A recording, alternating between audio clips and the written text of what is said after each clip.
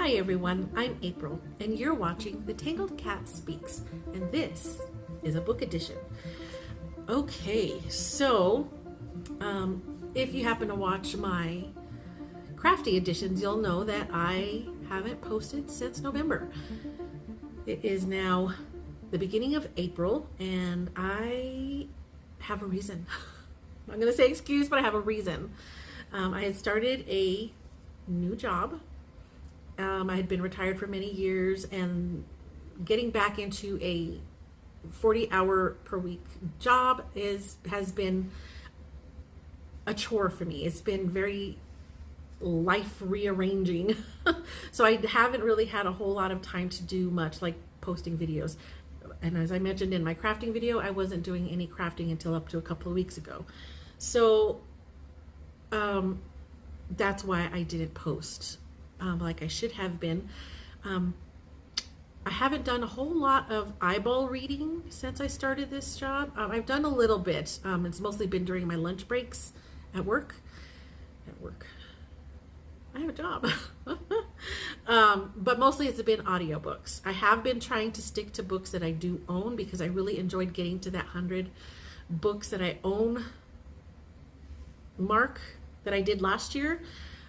So I'm trying to stick to books that I own, but obviously that's not going to be fully 100% because there are just so many books that I want to read or listen to that I don't own, but I'm trying.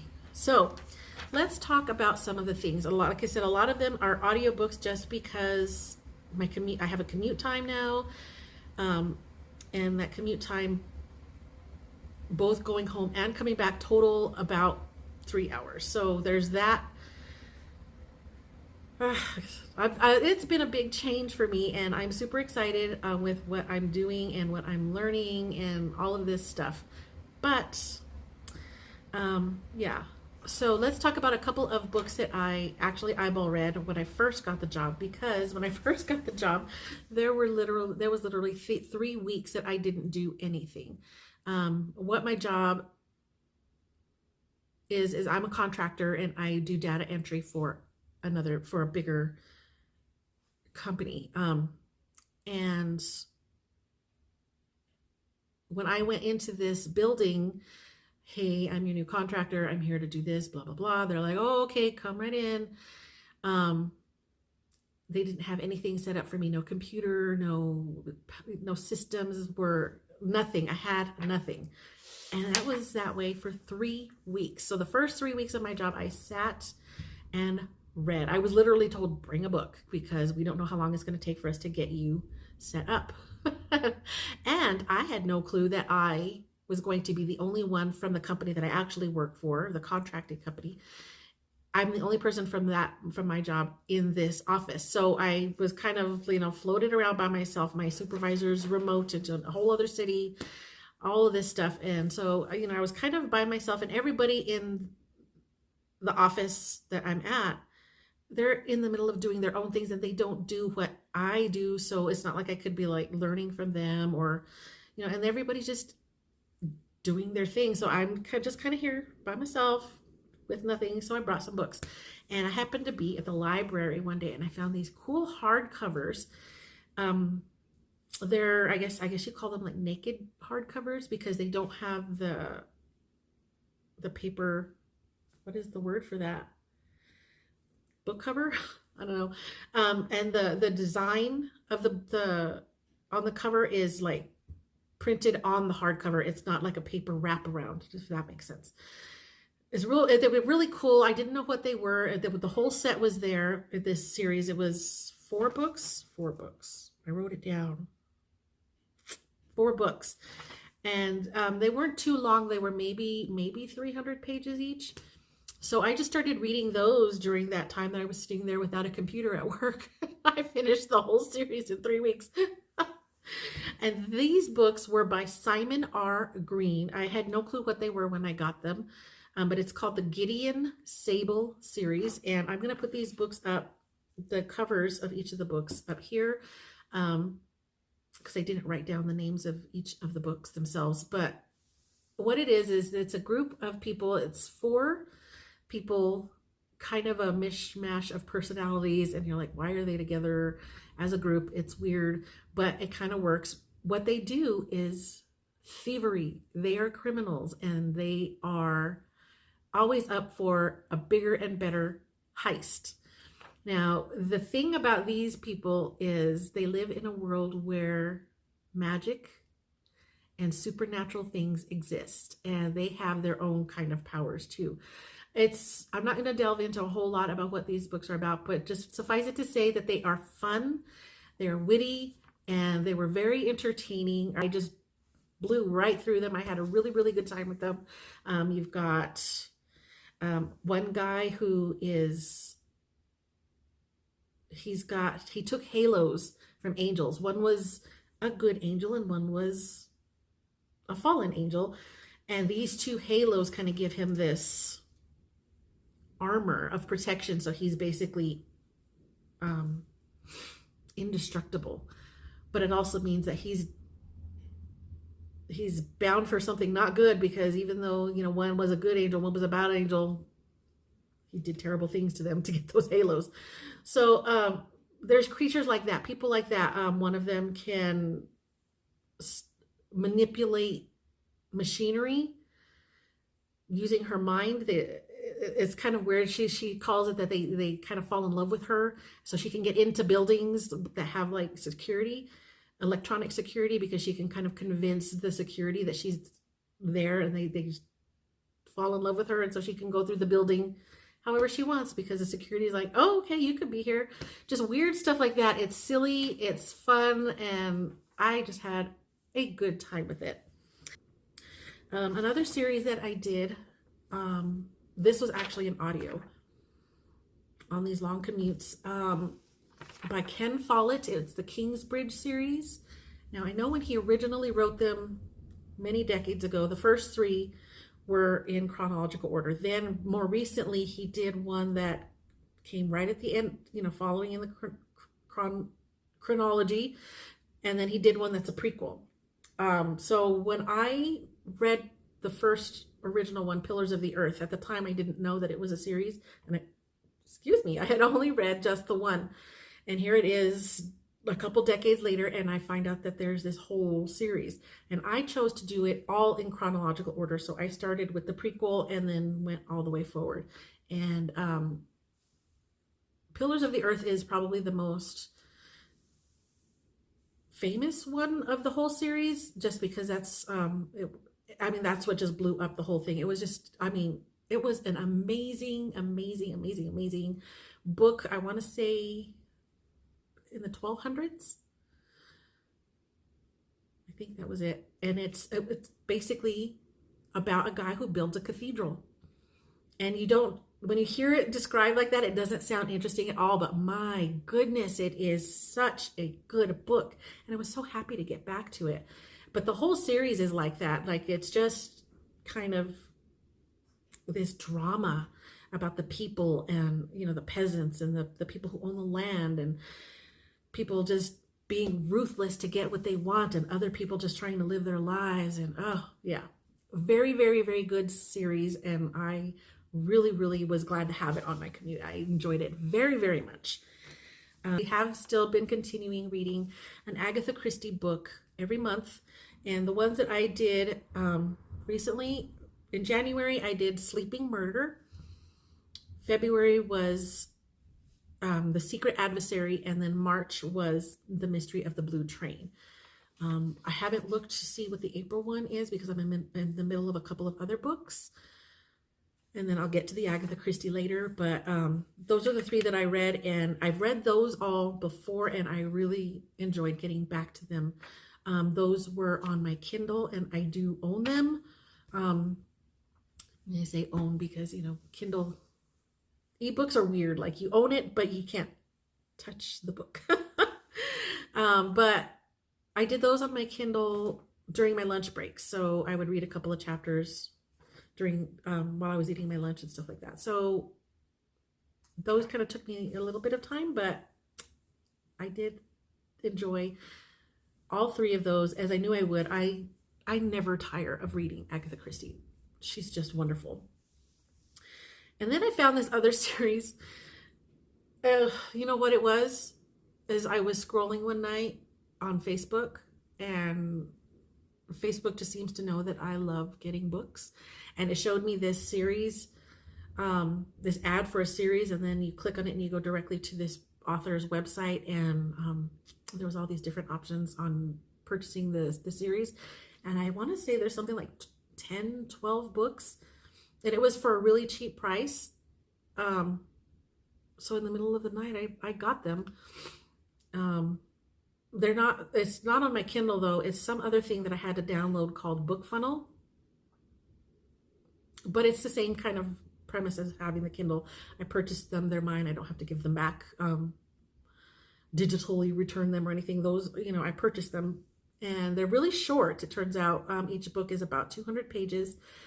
They are by Wendy Meadows, and it's the Alaska series, and it's basically cozy mysteries, amateur sleuth kind of thing.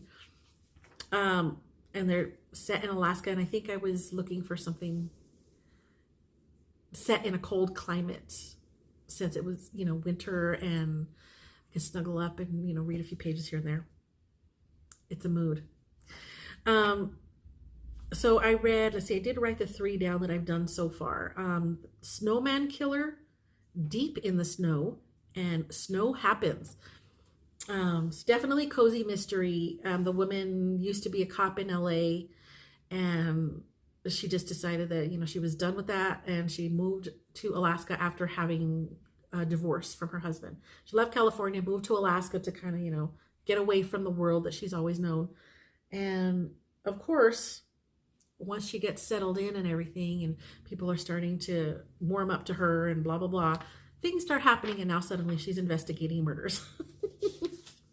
And they're all, like I said, they're all really short, and I can't say if they're the best cozy mysteries that I've ever read. There's a lot of plot holes, but they're light, they're quick, and they're not absolutely terrible. I mean, I'm enjoying them.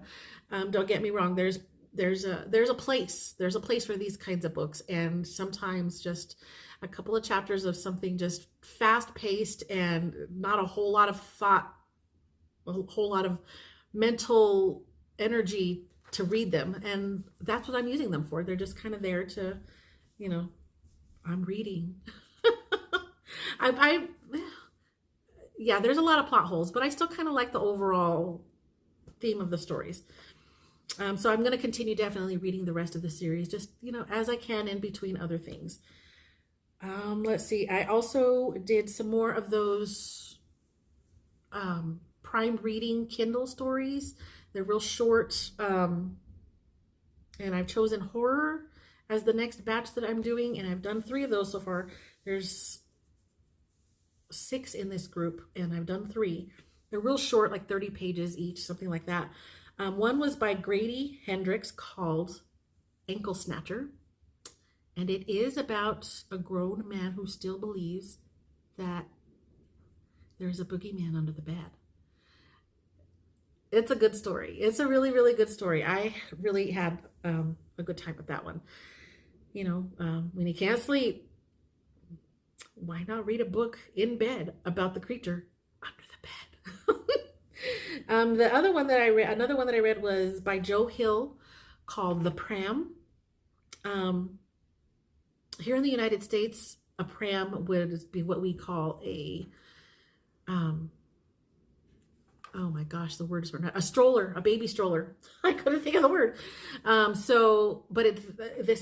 I pictured it more like one of those old-fashioned kind of baby strollers, like the one you might see in Rosemary's Baby, the movie. Like kind of with the rounded dome-shaped thing, and it's more like just a bed on wheels. Anyway, so that's basically what this is about. It's a couple who move out to this very rural place. They're trying to fix up this house that they bought. They're trying to get over the grief of the wife having had a miscarriage, and she's just really struggling with that. And in the meantime, the husband, he's trying to be her strength, and then he comes across this pram in a shed, and he starts using it basically as a way to carry groceries to the grocery store that's nearby walking distance, but he decided he didn't want to have to carry what he was what he had purchased, and he started using this pram, and then some creepy things start happening. And it's like, is he losing his mind? Or is there really something supernatural going on with this pram? It's really, really, really good. I liked that one. I wouldn't say it was more like jump scary kind of thing. It was more like kind of messing with your head scary. I really enjoyed that one. Another one that I did was Josh Malerman. I don't know if I'm saying that right. And the book was called It Waits in the Woods. This one I didn't care for as much. I think I started out interesting, and then it kind of turned into something different, and I just didn't really enjoy it. It was about a young college student. I can't remember, is it college or late high school? But around that age, and she's doing a project for her class, like a film, and she decides to go to this dark forest where years before her sister went in and never came back. She went missing, they couldn't find her, and it turns out that there were other young people who had also gone missing in that forest. And she was going to take her film equipment and all of that, and I don't know, I didn't find it scary, and I didn't find it that interesting. That's okay. Let's see, what else did I read? I don't have it anymore. I think I put it in the little free library. It was I'll put the picture up here. It's a gothic romance. I want to say it was from the 70s, maybe, by Elsie Lee, and it's called Silence is Golden. And this is one of those gothic mysteries where it's a young girl. She goes to a big home.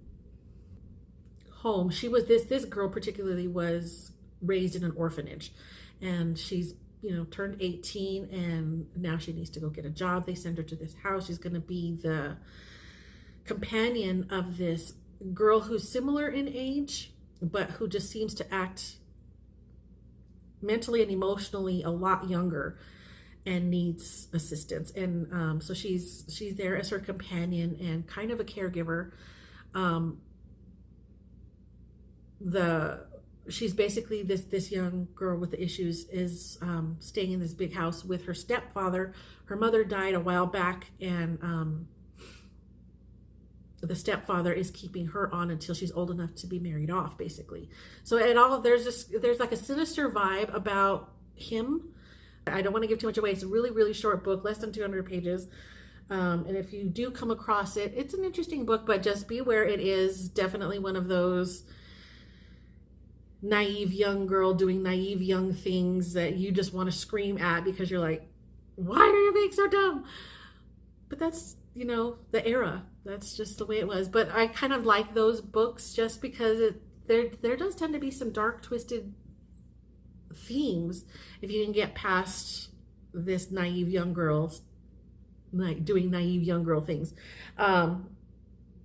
which is why I still read the gothic mystery romancy kind of things. Recently I just finished the audiobook for Tess of the Dubervilles by Thomas Hardy, which is a classic book, and that was one of the books that we chose for March. Was it March, or did I read it early for April? Anyway, I finished it already. It was on Discord, the Discord that I'm on for Mike's Mike's book reviews. His Discord, there's a classics group, and they chose that book, and I started listening to it, and right away I already knew it was going to be one of those,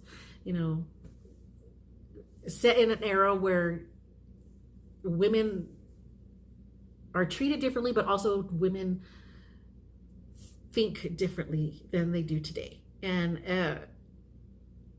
there's just things that I'm just like, ugh. You got to take into account the era, but at the same time you're like, ugh. So Tess of the Dubervilles, she's basically she's a young woman. She needs to go out and figure out how to get money for her family because it's been thrust upon her that she needs to do this. Her family has, on the verge of being destitute. And the father of this family has recently learned that their name is Derby Field, and he realized it's become known to him that he is basically a relative of a prestigious line of people called D'Urberville, and the name somehow got changed throughout the decades. And so he's been like, oh, well, I come from a good family, you must treat me better than blah blah blah. So basically he ends up in more debt because he's created people have started giving him things on his account, and he doesn't have an account because he has no money, because his line of the family lost all their money, lost all their prestige decades ago. But he's like, oh no, I'm famous, I'm rich, I come from a rich family. So they send their daughter, their young adult daughter, off to go meet other people that are also in the D'Urberville family, in a different branch, and supposedly they have money, and they're like, go ask our relatives to help us out. And of course, maybe you'll get married along the way, maybe you'll marry a cousin. So of course she goes. She feels she has no other choice in life, and at the time that it's set, maybe she didn't have another choice. Who knows? And that is kind of the theme. There's a whole lot of things that she's not strong enough to just say no. She just kind of says no, and and I understand that position.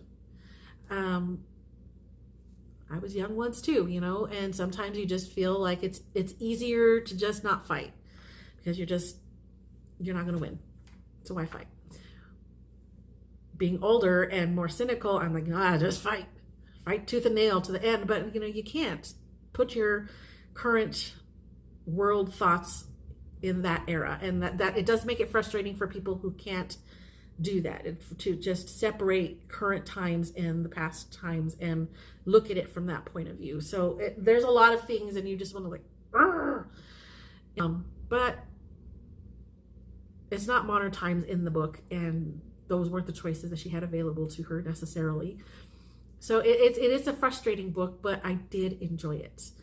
So I can see why it's a classic, and I can see why that book is good for a book club, because it does create different questions within different readers. Me being a woman, me being an older woman, and having gone through things as a younger woman, and then seeing it through the eyes of a younger person, a younger male, a younger female, an older man, all in this reading group experiencing this story together, and it creates a lot of good conversation.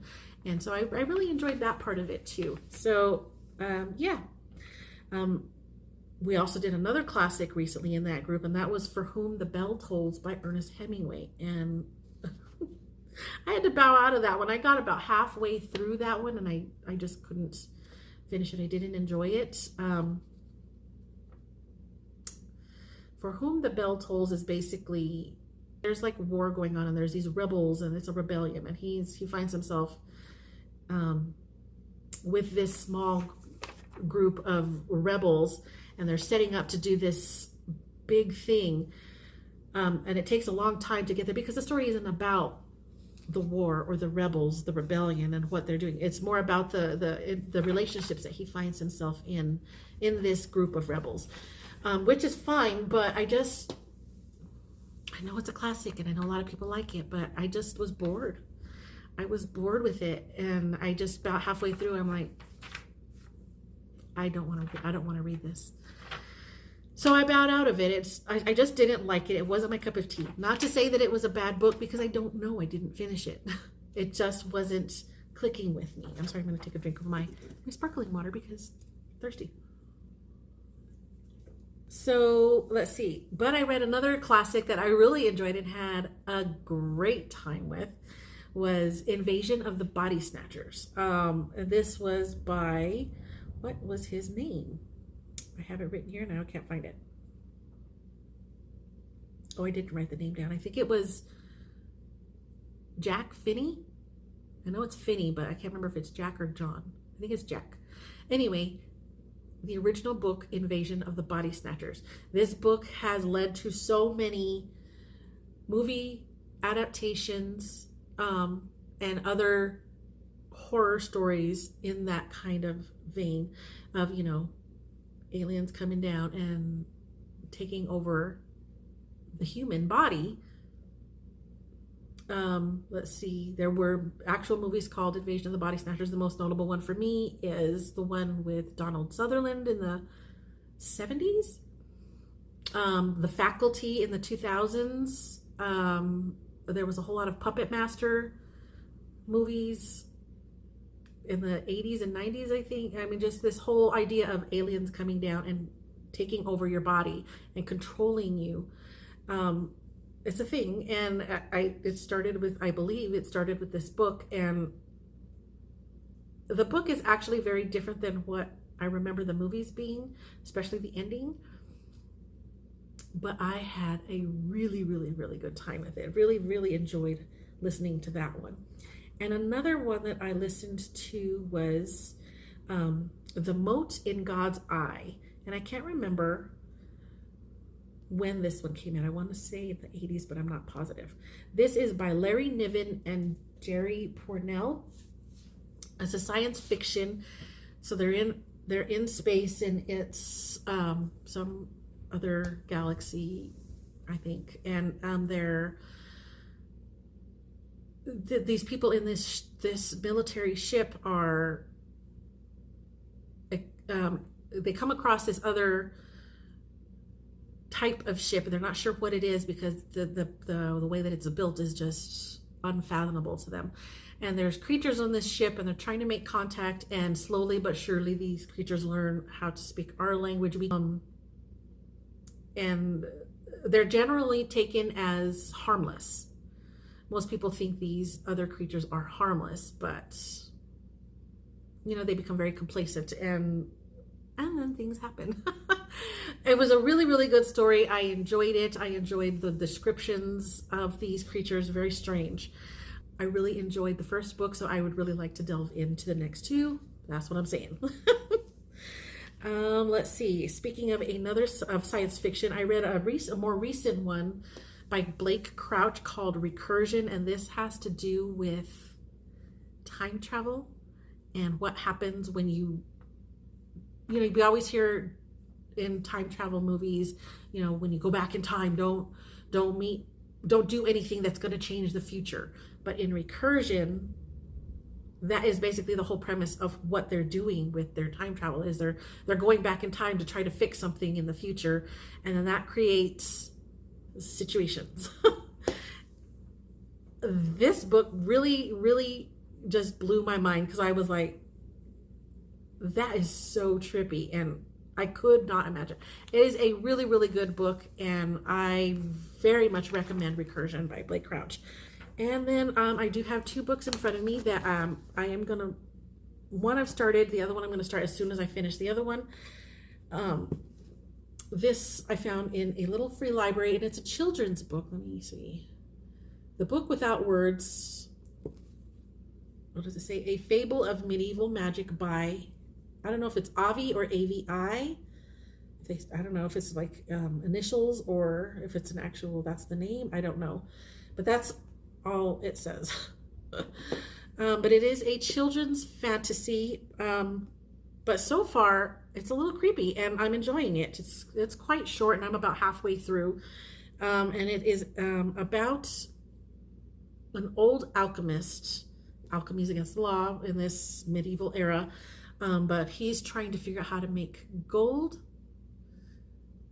And he's also trying to figure out, I think he's trying to figure out how to keep himself young, because he's an old man, and he has this spell. He's got all these ingredients, and he's trying to figure out the next step, which involves a young child, to stay young. But then he gets sick and croaks. He actually dies before he figures out this spell.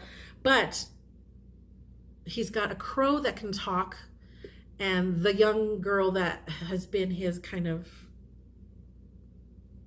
servant um, they're trying to figure out how to make the gold. There's a lot of tension going on, and it's kind of creepy, but I'm really, really enjoying it, and I'm kind of amazed that it's, I mean, if this was fleshed out a little bit more, it could be a really, really good adult book, but I'm enjoying it. I really do love getting into young children's books sometimes. I would say that's like a middle grade book for kids, maybe between like 10 and 13. It's a good age for that. Really, really enjoying it. As soon as I finish that, this is also a group read that I'm going to be doing soon, Dan Simmons' Hyperion. I have a lot of Dan Simmons books, and I've done like reviews of them on this channel. There was the horror series, A Winter Haunting, and Summer of Night, and there was a couple of other books on that series. The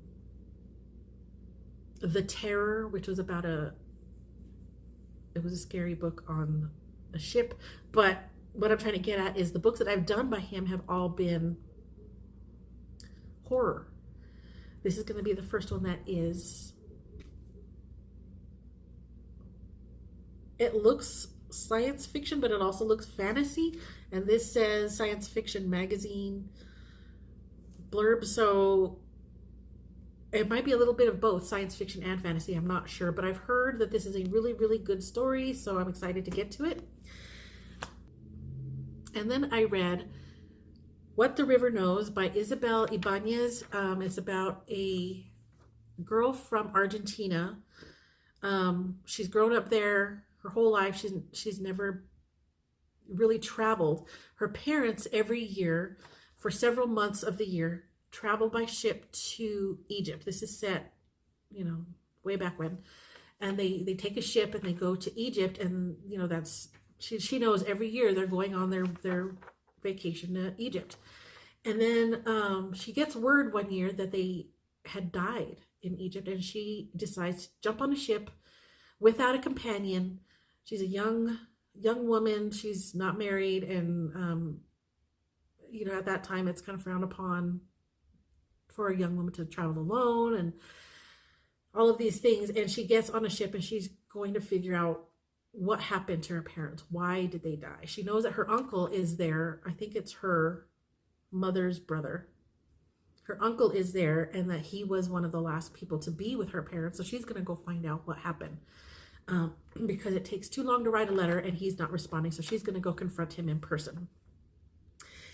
And then there's this big old mystery of what they were actually doing in Egypt in the first place. It turns out it might not have actually been just a vacation, their yearly vacation. There was something else going on, and it was a very, very good story. I really enjoyed it. I think there's another one coming out, and I don't know if it's, I know it's part of the series, but I don't know if it's going to be the same girl. Is it going to also be Egyptian, or is it going to be her in some other thing? I don't know how that's going to work. I don't know what it is. I just know that it's going to be another book in this series. So I'm very excited because I really enjoyed this author and this book. So the next thing that I read was Shogun by James Clavell.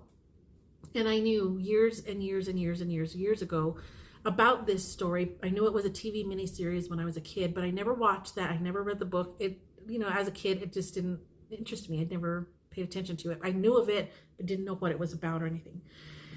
And then just recently on the YouTube channel, Mike's Book Reviews, Mike was talking about reading this book. So I thought, I'm going to do that too. So I found the audiobook, got it on Audible, and listened to that. It's 50 plus hours. It's very long, but it was so good. I was never bored, and there was just a lot. It was so good. It's set in feudal era Japan, and it's an Englishman. He's got a ship. He's looking for trade routes for merchants and stuff like that in and around Japan. And they kind of get shipwrecked there, but they become prisoners, and they can't speak the language. There's a priest there that can speak, that is Portuguese, and there is one of the Japanese women is also able to speak Portuguese because has converted to Catholicism. The Englishman is Protestant, so there's a whole religion clash kind of going on there. He doesn't trust the Portuguese that have already been to Japan before him, and he doesn't trust that they're translating accurately to the Japanese, who think that he's there to attack. So there's this whole language problem. There's this religious problem. There's religious tension going on, and then there's the whole different cultures of everything, like the treatment of women, the way that sex is dealt with, spoken about, how it's perceived in general. Just all of these different cultural differences between this Englishman and this Japanese society that he's found himself in. And it is just such a good story. There is a sense of battle going on because there's some feudal wars going on, but that's kind of, it's there in the story, but most of it is about these cultural differences and stuff like that. It's just such a good book, and I really, really, really, really, really, really enjoyed it. And I am so glad that now that I'm done with that book, I have started watching on Hulu Shogun, the TV series there with Hiroyuki Sanada. Ooh. Yeah. And that is all I have to catch you up on what I've been doing since the beginning of the year. And I thank you for spending a little bit of time with me, a bit of time. I do apologize for this one being as long. Hopefully I'm going to be back on a more regular recording schedule, and I can make these much shorter and much more cohesive and much more less spastic and much see, this is what I'm talking about. I don't know what words are anymore.